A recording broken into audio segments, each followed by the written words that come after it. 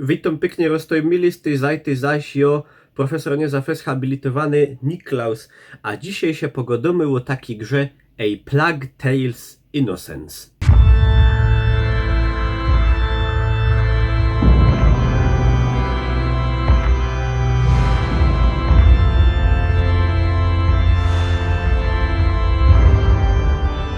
Protect him, amicie.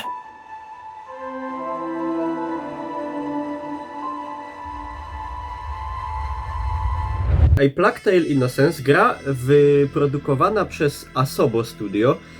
Jeżeli wam ta nazwa za wiele nie mówi, to nie musicie się przejmować, mi też za wiele nie mówiła. Interesowałem się tą grą już od pierwszego momentu, kiedy zobaczyłem jej trailer na którymś E3. To było chyba nawet nie te zeszłoroczne, ale jeszcze wcześniej, i potem produkcję tą śledziłem. Wiedziałem tylko, że będzie to gra, która będzie się toczyła, której akcja będzie się toczyła gdzieś w czasach średniowiecza we Francji, a fabuła będzie oscylowała wokoło epidemii dżumy i szczurów, które tak jakby łączą się z tym, wiadomo, zjadają te zwłoki, tych ludzi, którzy zmarli wskutek tej choroby. Gra wyglądała jak coś pomiędzy Senua's Hellblade, w zasadzie to Hellblade, Senua's Sacrifice, a The Last of Us. I właśnie czymś takim ona jest. Ja ją przyszedłem wczoraj i to jest, krótko mówiąc, krótko rzecz ujmując, to jest The Last of Us w czasach średniowiecza. Gra toczy się dokładnie w 1349 roku we Francji i pomimo, że dotyczy faktów i wydarzeń, które naprawdę miały miejsce, czyli epidemia dżumy, znajduje się w fabule też nawiązanie do tak zwanej dżumy Justyniana, która miała miejsce jeszcze za czasów panowania Imperium Bizantyjskiego, ale niemniej jednak chciałbym wam powiedzieć parę słów i zdradzić jak najmniej z tej gry, bo po prostu chciałbym, żebyście sami tak jakby tą grę nabyli i sobie to wszystko przeżyli, no chyba, że już widzieliście u mnie na streamie, ale i tak polecam. Zakładam, że niektórzy z was w ogóle o tym tytule wcześniej nie słyszeli, jakoś zbytnio się nie interesowali, a słuchajcie, jest to taka perełka, którą każdy po prostu fan klimatów średniowiecza, czy gier typu właśnie The Last of Us, czy Hellblade musi po prostu ograć. Gra jest po prostu niesamowicie dobra wizualnie, ma naprawdę świetną oprawę graficzną przy, wydaje mi się, jakichś nieogromnych wymaganiach sprzętowych. Do tego jest w niej naprawdę dobra oprawa dźwiękowa. Tu polecam grać tak jak ja tą grę ukończyłem, czyli w oryginalnym języku francuskim, jako że wszystko dzieje się we Francji. Według mnie dużo klimatu odbiera granie po angielsku. Pomimo, że to jest może taki mały spoiler, jak ktoś chce, niech sobie wyciszy. W trakcie fabuły napotyka się również angielskich żołnierzy, no i oni w wersji angielskiej mówią po angielsku z akcentem i wymową angielską, a Francuzi mówią po angielsku z akcentem francuskim, a po francusku po prostu wszyscy mówią po francusku. No ale jako że większość postaci mówi w języku francuskim, bo akcja dzieje się właśnie na terenach w zasadzie kilku wiosek i jednego francuskiego miasteczka, to polecam granie właśnie w tym języku. Tak samo jak na przykład najlepszą opcją granie jest w Metro w języku rosyjskim. Ja nie wyobrażam sobie grać w Metro po angielsku, bo to odbiera cały klimat, także tu też właśnie granie w tej oryginalnej francuskiej mowie tego klimatu niezwykle dodaje. Gra ma też świetną oprawę muzyczną, tam przewijają się jakieś takie psychodeliczne skrzypki, jakieś basetle.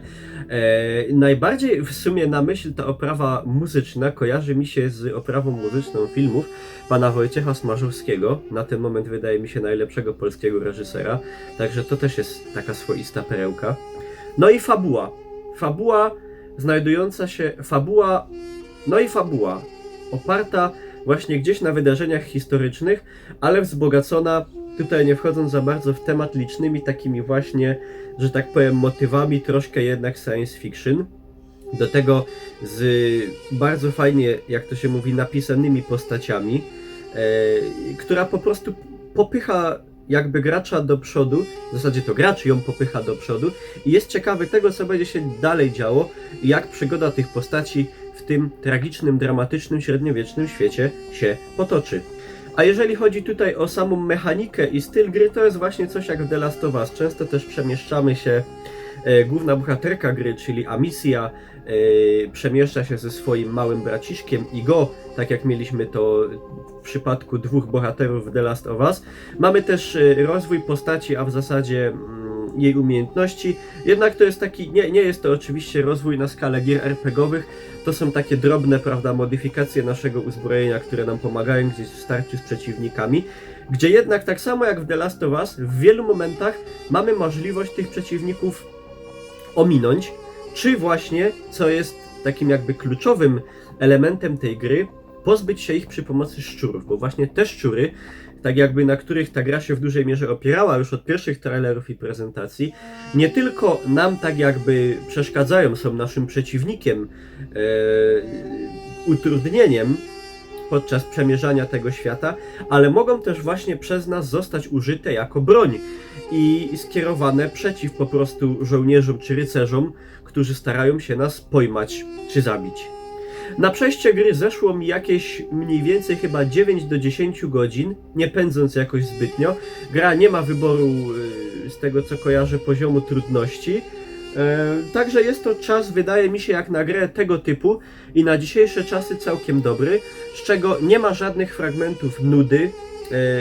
Mamy tak jakby dynamicznie zmieniające się lokacje, również gra dzieje się podczas kilku pół roku, także to wszystko jest bardzo fajną całością.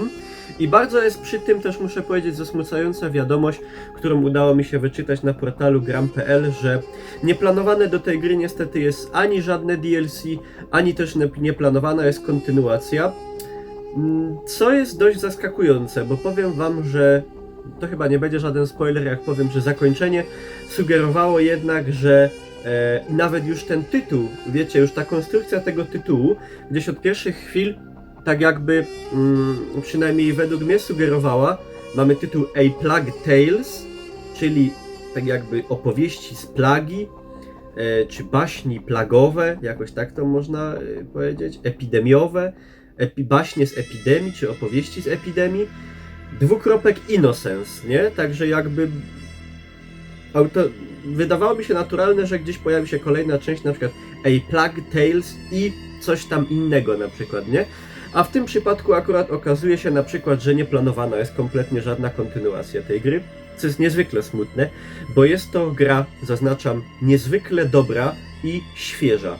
Szczególnie w tej dobie, jaką mamy teraz, muszę powiedzieć, że jest to jedna z ciekawszych i lepszych gier, w jakie dane mi było grać. Także dziękuję bardzo Asobo Studio i mam nadzieję jednak, że gra osiągnie dobry wynik finansowy i tak jak już to było z wieloma produkcjami, że jednak twórcy na jakąś czy kontynuację, czy jakiś większy na przykład samodzielny dodatek się zdecydują. Ja przynajmniej bardzo bym tego chciał. A wam dziękuję za uwagę.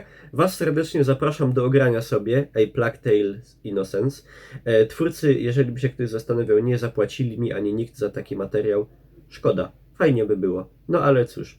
Zapraszam, moi drodzy, na moje codzienne streamy, do podzielenia się waszymi wrażeniami i widzimy się, mam nadzieję, już wnet. Trzymajcie się.